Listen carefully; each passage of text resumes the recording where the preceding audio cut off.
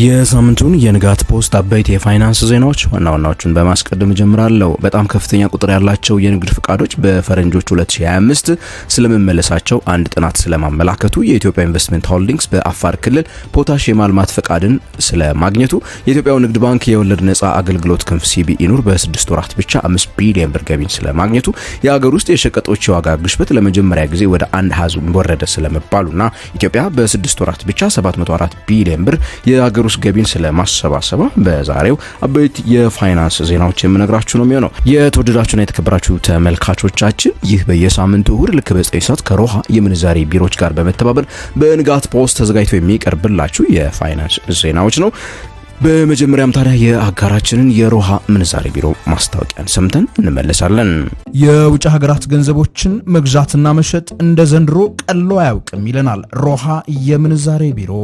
ለውጭ ሀገር ጉዞ ገንዘብ ቢያስፈልጎት ዶላር ሆነ ዩሮ፣ ሪያል ሆነ ድራም ሁሉም እኛ ጋር አለ።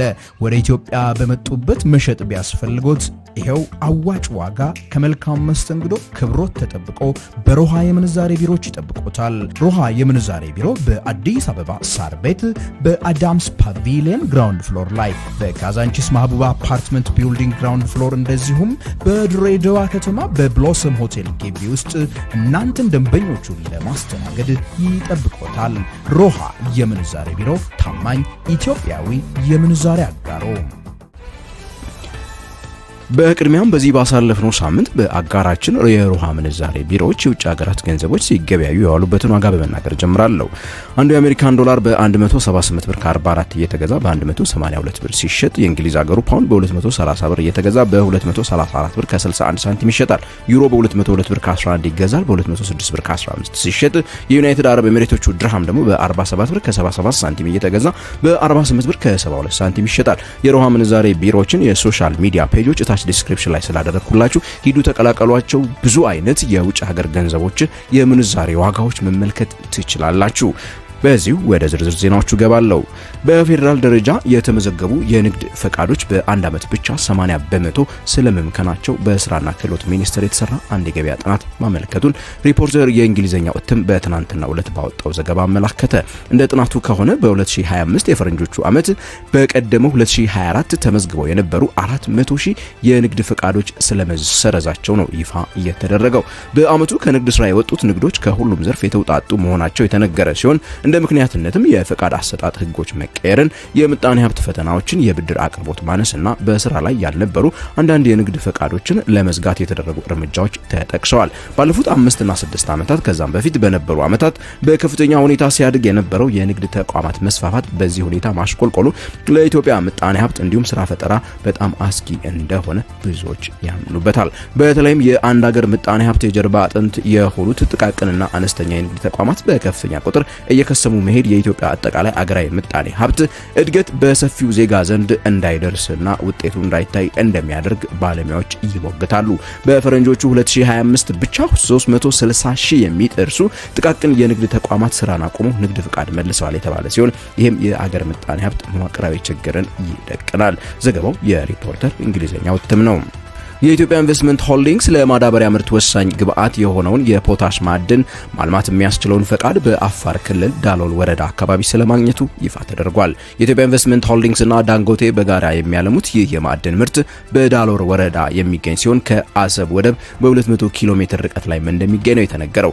የማዕድን ጥናቶች እንደሚያመለክቱት ከሆነ ታዲያ በአካባቢው እስከ 12 ቢሊዮን ቶን የሚሆን የፖታሽ ማዕድን ክምችት እንደሚገኝ የተነገረ ሲሆን ይህም በዓለም ላይ እስካሁን ወደ ልማት ያልገባ ግዙፉ የፖታሽ ክምችት እንደሚያደርገው ይነገራል። ባሳለፍነው ዓመት በተፈረመው ስምምነት መሰረት እንግዲህ የኢትዮጵያው መንግስት ኢንቨስትመንት ክንፍ የሆነው ኢአይኤች 40 በመቶ ድርሻን ሲኖረው ዳንጎቴ 60 በመቶ ድርሻን በመያዝ የማዳበሪያ ምርትን በስፋት ለማምረት በጋራ የተለያዩ ኢንቨስትመንቶች ላይ እንደሚሳተፉ መስማማታቸው ይታወሳል። ዳንጎቴ በሶማሌ ክልል ጎዴ አካባቢ እየገነባ ባለው የማዳበሪያ ፋብሪካ በዋና ግብዓትነት የሚጠቀመውን የተፈጥሮ ጋዝ ከካሉብና ኢላላ የሚያገኝ ሲሆን ይህኛው የፖታሽ ምርትም የዚሁ ስምምነት አካል ስለመሆኑ ነው እንዲሁ የተነገረው። የኢትዮጵያ ንግድ ባንክ ወለድ ነጻ አገልግሎት ሲቢኢ ኑር በ6 ወራት ብቻ 5 ቢሊዮን ብር ገቢን ስለማግኘቱ ነው የተሰማው። ገቢው ከቀደመው ዓመት ተመሳሳይ ወቅት ጋር ሲነጻጸር በእጥፍ ያደገ ሲሆን ይህም ባንኩ አገልግሎት ከጀመረ ይሄኛው ትልቅ እድገት ስለመሆኑ ነው የተነገረው። ሲቢኢ ኑር በግማሽ ዓመቱ ካገኘው 5.04 ቢሊዮን ብር ውስጥ 4 ቢሊዮን ብር የሚሆነው ባንኩ ለደንበኞቹ ካበደረው ገንዘብ የተገኘ ትርፍ ክፍፍል ሲሆን የተቀረው 1 ቢሊዮን ብር ደግሞ ሲቢኢ ኑር ለደንበኞቹ ከሰጣቸው የተለያዩ አገልግሎቶች በኮሚሽን መልኩ ያገኘው ስለመሆኑ ነው ይፋ የተደረገው። ሲቢኢ ኑር በ6 ወራት ብቻ ያሰባሰበው ቁጠባ 63 ቢሊዮን ብር መድረሱ የተነገረ ሲሆን ይህም የእቅዱን 113 በመቶ ሆኖ ተመዝግቦለታል። በዚህ መሰረት ሲቢኢ ኑር በአሁኑ ጊዜ አጠቃላይ ከደንበኞቹ በወለድ ነጻ ዘርፍ ብቻ ያሰባሰበው ቁጠባ 256 ቢሊዮን የኢትዮጵያ ብር ያለፈ ሲሆን ባንኩ ከዚህ ገንዘብ ውስጥ 98.1 ቢሊዮን ብር ለደንበኞቹ ፋይናንስ ስለማድረጉ ነው የተሰማው። ይህም ገንዘቡን በአጠቃላይ ለ6600 የሚጠጉ ደንበኞቹ በብድር መልኩ ስለመስጠቱ ነው የተነገረው። የኢትዮጵያ ንግድ ባንክ የወለድ ነጻ አገልግሎት ክንፍ ሲቢኢ ኑር እንግዲህ በኢትዮጵያ የወለድ ነጻ ባንክ አገልግሎት ውስጥ በብድርም ሆነ በቁጠባ ከግማሽ በላይ የሚሆነውን ገበያ እየተቆጣጠረ ስለመሆኑ ይፋ ተደርጓል። የኢትዮጵያ ሀገር ውስጥ የሸቀጦች ዋጋ ግሽበት በታህሳስ ወር ለመጀመሪያ ጊዜ ወደ 1 አሃዝ ስለመውረዱ የኢትዮጵያ ስታቲስቲክስ አገልግሎት ይፋ አድርጓል።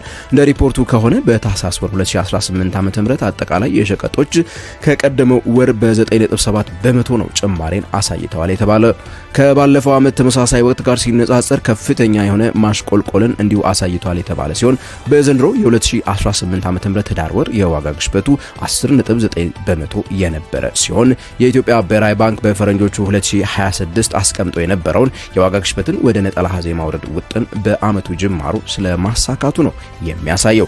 በተለይም የሀገር ውስጥ አጠቃላይ የዋጋ ግሽበት በ2017 ዓ.ም ታህሳስ ወር 17 በመቶ የነበረ ሲሆን በዚህ ዓመት የተመዘገበውን ቅናሽ ከዚህ አንጻር ስናነጻጽር ትርጉም ያለው ማሻሻልን ስለማሳየቱ ነው የተጠቆመው። በታህሳስ ወር የምግብ ነክ የሆኑ ሸቀጦች 9.8 በመቶ የዋጋ እድገት እንደነበራቸው የተነገረ ሲሆን በዚህም እድገት ዋነኞቹ ባለድርሻዎች አትክልት፣ ስጋ፣ ስኳር፣ የወተት ተዋጽኦና የዘይት ዋጋ መጨመር ስለሆኑ ነው የተነገረው።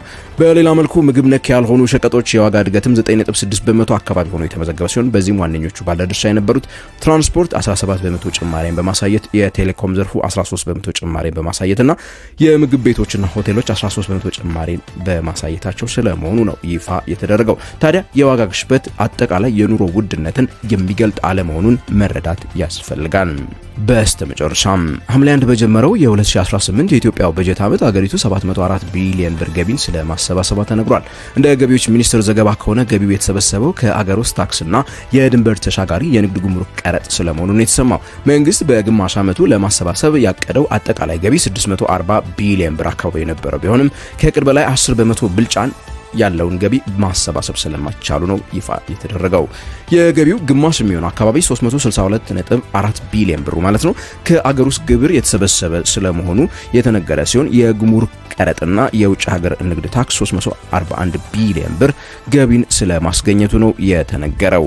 የገቢዎች ሚኒስቴር የሚሰበስበው ገቢ በዚህ መልኩ በከፍተኛ ሁኔታ የማደጉ በዋናነት በተወሰዱ የስራ ማሻሻያዎችና ለውጦች ምክንያት እንደሆነ የተነገረ ቢሆንም በተቃራኒው ባለሙያዎች የታክስ ሰብሳቢ መስሪያ ቤቱ የንግድ ማህበረሰቡን በማስጨነቅና ከንግድ ስራ ብዙዎች እንዲወጡ በማድረግ ገቢውን እያሳደገ ስለመሆኑ ይከሳሉ። ከሰሞኑ በስራና ክህሎት ሚኒስቴር ተሰርቶ ወጣ የተባለው አንድ ጥናትም የገቢ ሰብሳቢ መስሪያ ቤቱን ጫና ሊያመለክት እንደሚችል ያሳያል። ጥናቱ በአንድ ዓመት ብቻ ከ400 ሺህ በላይ የሚጠጉ ነጋዴዎች ንግድ ፈቃዳቸውን ስለመሰረዛቸው የሚያትት ነው። የተወደዳችሁና የተከበራችሁ ንጋት ፖስት ቤተሰቦች ለዚህ ሳምንት ያጠናቀርንላችሁ ታዲያ አበይት የፋይናንስ ዜናዎች እስካሁን ያዳመጣችኋቸው ናቸው። ስለ ዜናዎቻችን አስተያየት፣ ጥያቄዎች ካላችሁ ኮሜንት ሴክሽን ላይ ጻፉልን። ሰብስክራይብ ማድረግ እንዳትረሱ፣ ላይክ እና ሼርም አድርጉ። ከኢትዮጵያ ውጪ ካላችሁ ጆይን በሉ፣ ሰብስክራይብ አድርጉ እያልን በቀጣይ ሳምንት በሌሎች አበይት የፋይናንስ ዜናዎች እስከምንገናኝ ድረስ ታዲያ ከንጋት ፖስት የምሰናበታችሁ እኔ ገሜ ብራውን ነኝ።